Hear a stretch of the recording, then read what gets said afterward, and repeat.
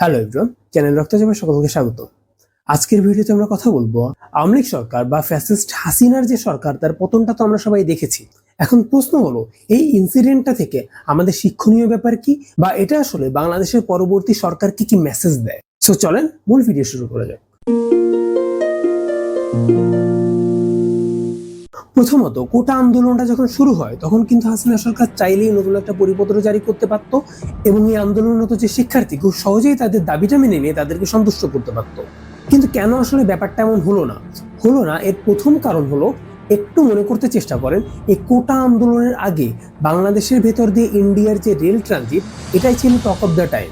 সুতরাং এটাই ছিল পারফেক্ট মোমেন্ট যখন সরকার কোটা আন্দোলনটাকে সামনে এনে এই বিষয়টাকে হাইড করতে পারে। কিন্তু কেন হাসিনা সরকার এই কোটা আন্দোলনটাকে এত দীর্ঘায়িত করলো? একটা হিউজ সংখ্যক মানুষ যখন রাস্তায় নামে তখন কিন্তু এই আন্দোলনটা চাইলে যে কোনো দিকে মোড় নিতে পারে, এবং জনগণ যখন আন্দোলন করতে শিখে যায়, তারা যখন রাস্তায় একতাবদ্ধ হয়ে আন্দোলন করতে শিখে যায়, এটা আসলে সরকারের জন্য একটা থ্রেট। সুতরাং সরকার পরিকল্পিতভাবে এই আন্দোলনটাকে দীর্ঘায়িত করে, যাতে করে এই একতাবদ্ধ জনতা একটা পর্যায়ে গিয়ে টায়ার্ড হয়ে যায় এবং তারা পরবর্তীতে অন্য কোনো ইস্যু নিয়ে রাস্তায় নামতে না পারে। এই যে কোটা সংস্কারের যে দাবিটা, এটা কিন্তু সরকারের হাতেই ছিল, এবং সরকার পরবর্তীতে অ্যাপিলেট ডিভিশনের মাধ্যমে যে রায়টা দেয়, চাইলে সরকার প্রথমেই পরিপত্রটাকে সংশোধন করে নতুন পরিপত্র জারি করতে পারত। অর্থাৎ এই ব্যাপারটা সরকারের হাতে ছিল এবং কম্পারেটিভলি সরকারের জন্য ইজি ছিল। কিন্তু এই জনতা যদি পরবর্তীতে ইন্ডিয়ায় রেল ট্রানজিট ইস্যুতে রাস্তায় এসে আন্দোলন করত, তখন সেটা হ্যান্ডেল করা সরকারের জন্য অনেক ডিফিকাল্ট হয়ে যেত। এছাড়াও ইন্ডিয়াকে মোংলা বন্দর ব্যবহার করতে দেওয়া, আমাদের সুন্দরবন নষ্ট করে সেখানে তাপবিদ্যুৎ কেন্দ্র তৈরি করা, এই বিষয়গুলো নিয়ে জনগণের মধ্যে যে ক্ষোভের সৃষ্টি হয়েছে, সেটা আসলে সরকারকে আতঙ্কিত করেছিল। এক্ষেত্রে ব্যক্তিগতভাবে শুরু থেকেই আমার মনে হয় সরকার পরিকল্পিতভাবে এই কোটা আন্দোলনটাকে দীর্ঘায়িত করতে চাচ্ছিল এই পার্টিকুলার কারণে। দ্বিতীয়ত, এই আন্দোলনরত শিক্ষার্থীরা যখন রাষ্ট্রপতির সঙ্গে, প্রধানমন্ত্রীর সঙ্গে বা বিভিন্ন মন্ত্রীদের সঙ্গে আলোচনায় বসতে চাইলেন, তখন বারবার সেখানে তাদেরকে ফিরিয়ে দেওয়া হয়েছে। এর কারণ হলো, দীর্ঘকাল ধরে ক্ষমতায় থাকার কারণে সরকারের মধ্যে যে আত্ম অহমিকা তৈরি হয়েছে, সেখান থেকে তারা আসলে ভিন্ন মতকে সমর্থন করা, ভিন্ন মতকে সাধুবাদ জানানো বা অ্যাকসেপ্ট করা, এই জিনিসটার ঘাটতি ছিল এই স্বৈরাচারী সরকারের ভেতর। যার কারণে শুরুতেই তারা শিক্ষার্থীদের সঙ্গে বসতে রাজি হয়নি, বরং যখন আন্তর্জাতিকভাবে চাপ তৈরি হয় এবং তাদের ক্ষমতা চলে যাওয়ার আশঙ্কা তৈরি হয়, কেবল তখনই তারা শিক্ষার্থীদের সঙ্গে আলোচনায় বসার প্রয়োজন অনুভব করে এবং তাদেরকে আমন্ত্রণ জানায়।